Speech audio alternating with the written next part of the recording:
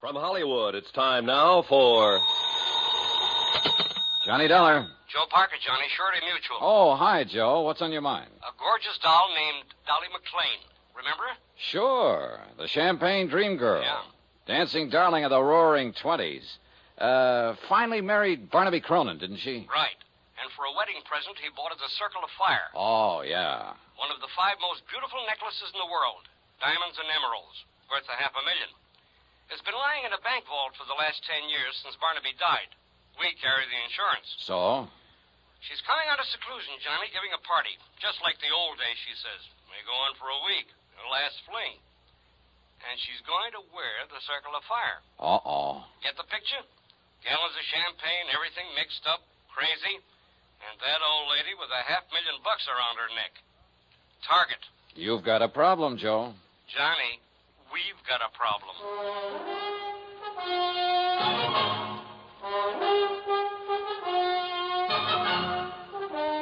Tonight and every weekday night, Bob Bailey in the transcribed adventures of the man with the action-packed expense account, America's fabulous freelance insurance investigator. Yours truly, Johnny Dollar.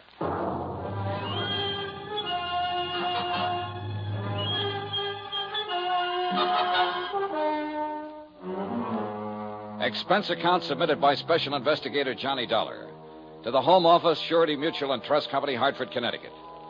The following is an accounting of my expenditures during investigation of the Cronin Matter. Item 1, $14.80. Transportation to New York and to the apartment of America's one-time dream girl. One time, a long time ago. How do you do? I'm Johnny Dollar. I believe Mrs. Cronin is expecting me. I'm Mrs. Cronin, and yes, I am expecting you. Won't you come in? Oh, thanks. I did have butlers and maids and such for years, scads of them. But since Barnaby passed away, I've just hibernated, you might say. Oh, in here, Mr. Dollar. Thank you.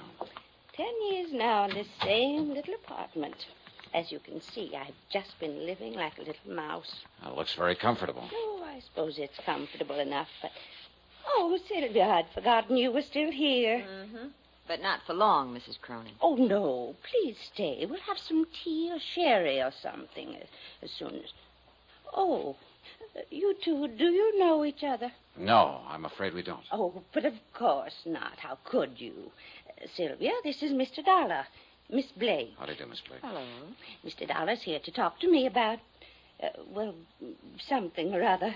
I'm not quite sure what, as a matter of fact. It won't take but a few minutes. If Miss Blake would excuse us. Sure. Go ahead. Have at it. Well, if you'll come this way, Mr. Dollar. Don't you leave now, Sylvia. Not a chance. I just spotted your bottle of tea. I'll have 1 or 2 with soda, if you don't mind. What's... Oh, I see what you mean. You young people. In here, Mr. Mr. Dollar. You by any chance Johnny Dollar? Yeah, that's right. Why, Miss Blake? Just wondered. Well, here's looking at you. And, brother, I wouldn't be in your shoes for $1 million. No? How about $500,000? That, I'll admit, might interest me. Well, shall we... After you, Mrs. Cronin. Thank you. Wonderful girl, a born comedian. Yeah, she's a scream. What is she, an actress? Oh, no, she writes things for magazines and things like that. Sit down, Mr. Dollar.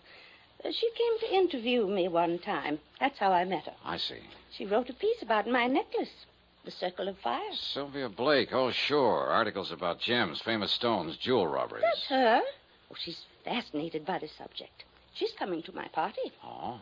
Why don't you come to my party, Mr. Dollar? Fine, I'd love to. In fact, that's why I'm here. Oh? Joe Parker over at Surety Mutual is kind of worried about this party, Mrs. Cronin. He's afraid you might invite people like me. What? I mean, people you don't know. You're a detective. In a way. I told Joseph how I felt about that. He's not going to send any detectives around snooping into things, spying on my guests, wearing the hats in the house. Huh? Oh, not that you're like that, of course. But it's the principle of the thing. Well, wouldn't you have a better time at your party if you knew you were safe? Mr. Dollar, it was at a party that Barnaby gave me the Circle of Fire. Our wedding reception. There were over 2,000 guests. 1,000 of them invited. And we danced. Oh, we danced all night. And the necklace was beautiful. And I was beautiful. Back then. True, but... And then afterward, at 4 o'clock in the morning, we drove through the park in a hansom. Just the two of us. And the driver, of course. And I wore the circle. And I was safe, Mr. Dollar. I was perfectly safe. Maybe you were just lucky that night. Barnaby was so wonderful. And he could make living so wonderful. Well, I don't doubt it. He was probably a man who could manage things pretty skillfully. He was running 2 railroads and a bank, all at the same time. Then I imagine he had no trouble arranging for your safety without even letting you know about it. You mean guards all around? It's possible. Yes, it is. He was like that. He never wanted anything to worry me. All right, Mr. Dollar. You win. Good. But it's only because of one reason. I like you. And I want you at my party. Thank you, Mrs. Cronin. Oh, you're going to love every minute of it. It's up in the Adirondacks. Our old summer place. Joseph told you, I suppose. Yes, he did. Mrs. Cronin. And the people I've invited. Hundreds, literally. People I knew in the old days. Of course, a lot of them won't come, but, you know, it was strange. So many of the letters came back undelivered. Mrs. Cronin. Oh, Sylvia, I didn't hear you. Come in. I'm the sneaky type. You've got a visitor. Says he's an old friend. Really? Well, I suppose I'd better see you. You'll excuse me, Mr. Dollar. Sure, go ahead. You and Sylvia talk to each other. I brung the bottle in case you're interested. Short on the soda. Right. She's on a cloud by herself. Of course, some of the invites to the party were undelivered.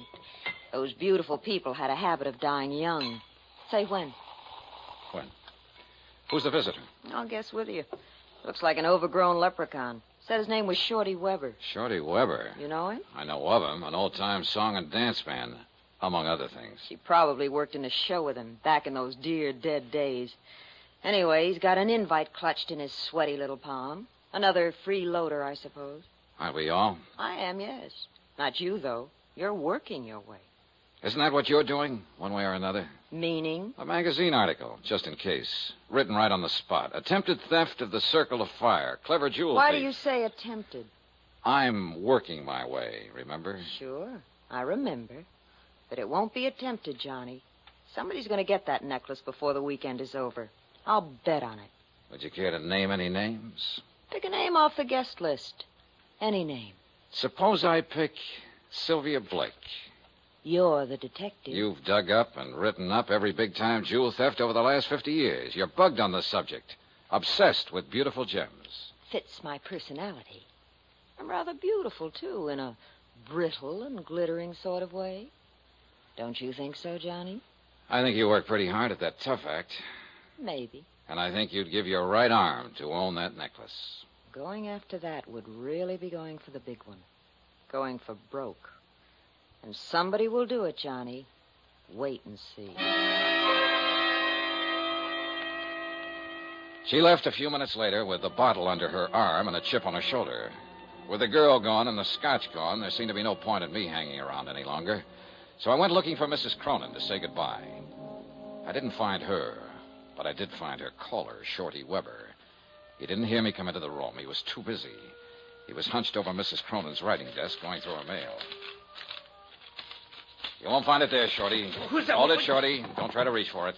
I wasn't going to. Honest, I wasn't. Turn around. Put your hands up against the wall. You got me all wrong. I wasn't going to relax. do that. I was just 38, coming... stub barrel, clip holster. Nice gun. It belongs to a friend of mine. Bad business, Shorty. An ex-con packing a gun. Oh, I guess you're Johnny Dollar. She said you was here. And I know what you're thinking, Mr. Dollar, but you're wrong. Why, Dolly, Mrs. Cronin, she's an old friend of mine. I tried to get her to marry me once, over 30 years ago. A lot can happen in 30 years. Does she know you've served time in prison? No. She thinks I was on tour, Europe and Australia. She never reads a paper or hears anything. Don't tell her, Mr. Dollar. Please don't. You know, it's quite a coincidence, Shorty. It was Jules that time. A big affair in New Orleans. And you were hired as an entertainer. A diamond bracelet, wasn't it? And you were caught cold. It's the only time in my life I ever done anything like that.